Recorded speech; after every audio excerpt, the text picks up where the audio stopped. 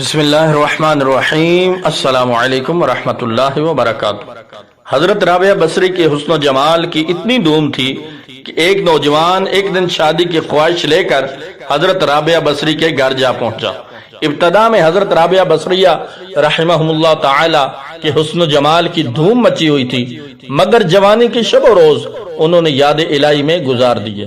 ان کے چہرے پر پاکیزگی کا ایک ایسا نقاب تھا کہ دیکھنے والوں کی نگاہیں خود بہت جھک جاتی تھیں۔ اسی زمانے میں ایک نوجوان نے انہیں رات کے وقت ایک قبرستان میں چاند کی طرح دھمکتے دیکھا۔ وہ آپ رحمت اللہ تعالی علیہ کو کوئی غیر مری خیالی مخلوق سمجھ کر بھاگ کھڑا ہوا، لیکن دوسری صبح جب وہی چہرہ اسے بصرہ کے ایک بازار میں نظر آیا تو وہ عقل و خیرت سے ہاتھ دھو بیٹھا اور رات دن اس کے تصور میں رہنے لگا۔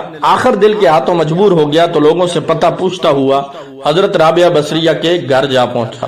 آپ کہا کرتی تھی کہ دل کے دروازے ہمیشہ کھلے رکھو، کیا معلوم محبوب کس وقت دستک دے دے، مگر گھر کے دروازے بند ہوں یا کھلے ہوئے ان کی دانست میں برابر تھے۔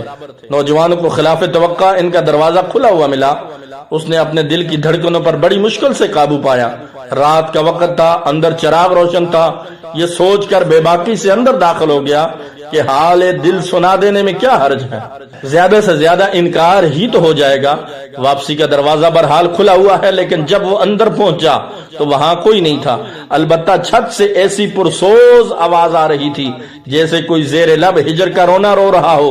نوجوان تیزی سے زینے چڑھ گیا۔ حضرت رابعہ بصریہ عشاء کی نماز سے فارغ ہو کر ثنا خوانی کر رہی تھی۔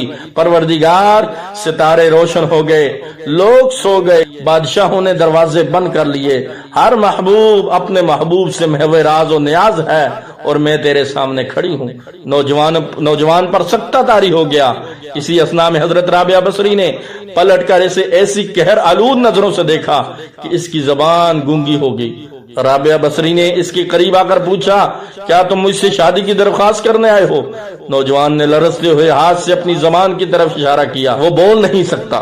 حضرت رابعہ بصری نے کہا، اس سے پہلے کہ زبان کی طرح تیرا دل بھی چپ ہو جائے، تو جس راستے سے آیا ہے اس راستے سے لوٹ جا۔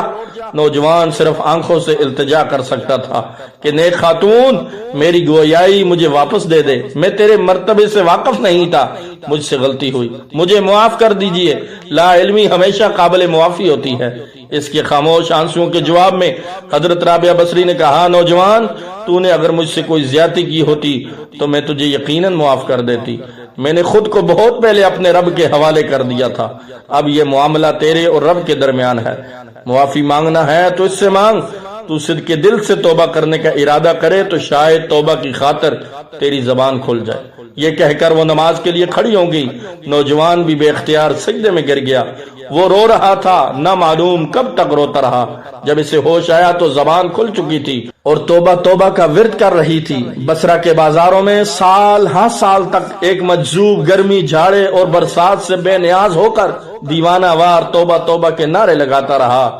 اس کے نعروں سے بصرے کی راتیں گونج اٹھتی تھیں اور بچے سہم کر ماؤں کے سینوں میں دبک جاتے تھے۔ آخر ایک دن وہ مجذوب اچانک ہی کہیں غائب ہو گیا، پھر کبھی اس کا پتہ نہیں چلا۔ وہ مجذوب یہی مذکورہ نوجوان تھا جو حضرت رابعہ بصری کی بدولت ہی دربار خداوندی میں مقرر ٹھہرا۔ سیرت حضرت رابعہ بصری۔ ناظرین محترم، اس خوبصورت واقعہ کو اپنے دوستوں کے ساتھ ضرور شیئر کریں۔ مزید اس طرح کی خوبصورت اور معلوماتی ویڈیوز کے لیے میرے یوٹیوب چینل کو ضرور سبسکرائب کر دیجیے۔